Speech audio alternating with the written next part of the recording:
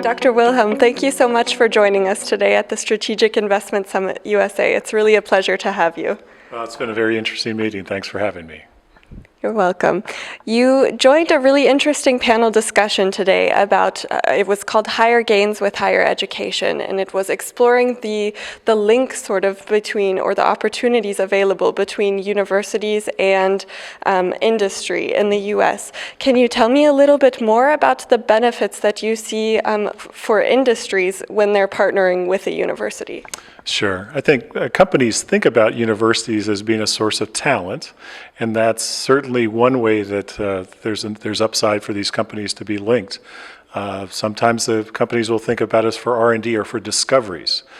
These days, many of the research universities, both in the U.S. but around the world, are highly involved with innovation. That's a different aspect of the opportunity. Many times, and certainly my university is one of these, we have much infrastructure, research infrastructure, that would be useful for companies that are locating into the United States. So whether it's testing capacity, whether it's different kinds of analytic capacity, or even lab space. These are all things that universities can offer. At my university, we also even have office and laboratory space for research teams. So we have larger companies, but also medium and small companies that locate their research teams on campus to work with our talent, have some access to the infrastructure. Now, beyond that, there are other aspects that many times companies don't really think about. So, for example, we offer a number of ways that companies can leverage their research investment by being involved with groups or consortia of companies that are focused on particular research targets. And those consortia, in addition to research results, also give the companies different ways to take a look at talent, to understand who they might want to develop and attract into their company. Some of the other things that we do as a university that can work for companies as they partner, we're even willing to think about ways to tailor our curriculum so that, at least in small ways, that students, as they graduate, have a leg up. They have already prepared to be involved with industry-oriented problems that they've become familiar with during their studies at the university. And then finally, we offer different kinds of connections for companies. So as much as we think about our R&D results as being an opportunity, many times companies have more outcomes by connecting with the other companies in these consortia. And these companies could be customers for them, or they might also be partners or partners in their supply chain. So the network effect that our research universities can offer is one more opportunity that we really try to help companies understand. And for German companies that are looking to invest in the US, looking to partner with a university, is there any advice that you could give them in trying to locate a partner in a research institute such as your own at the Charlotte Research Institute or at a university? Well, I think that the most obvious answer often is to look for where the expertise is, and I think that's a common practice. These German companies will likely understand where international experts are around the U.S. or in other countries, and that's certainly one thing to think about in terms of locating. I think as well, another strong idea is to take a look at where the applications are. So, for example, in Charlotte, there are many application oriented companies that have to do with financial services, with energy, with advanced manufacturing, with cybersecurity.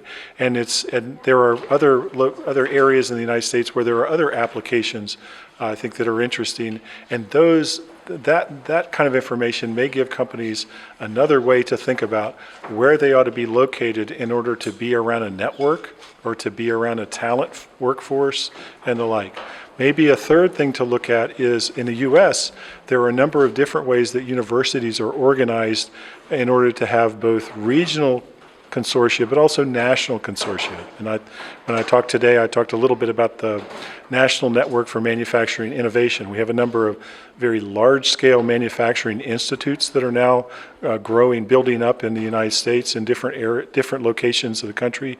Those institutes are funded for about $150 million a year over a 5-year period. They're attracting typically 30 to 100 partner companies into their network right off the bat immediately. So that's a different opportunity, I think, for companies to think about in terms of where they want to look or what kind of partners they might want to consider. There are similar opportunities for that outside of manufacturing, whether it's in life sciences, whether it's in materials or other R&D ventures. Okay. And for the last question, for companies that are considering a partnership, what would be the difference or the different benefits between locating in a research park versus locating in a lab at the university? Sure. For a research park is going to offer you an opportunity to define your environment and to build out the services for your research, or your R&D environment, your activity as you like it. You'll have a lot of control. And you'll likely be mostly by yourself. So if in many cases that's what a company wants to do, is to have a very closed type of R&D setting, and a research park is going to offer a good opportunity there. The kind of research park or location that a university would offer is going to be much more focused on collaborative work, sharing of infrastructure, interaction both with students and faculty, but also interaction with different individuals who might be working at either complementary or perhaps competing companies.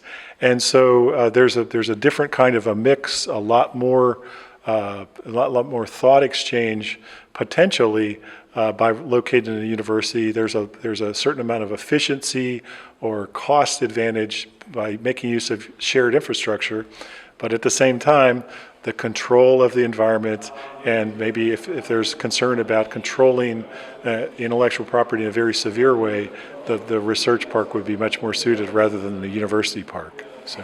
Thank you very much for all of this information. It was very helpful, and thanks again for joining us here today. Thank you very much.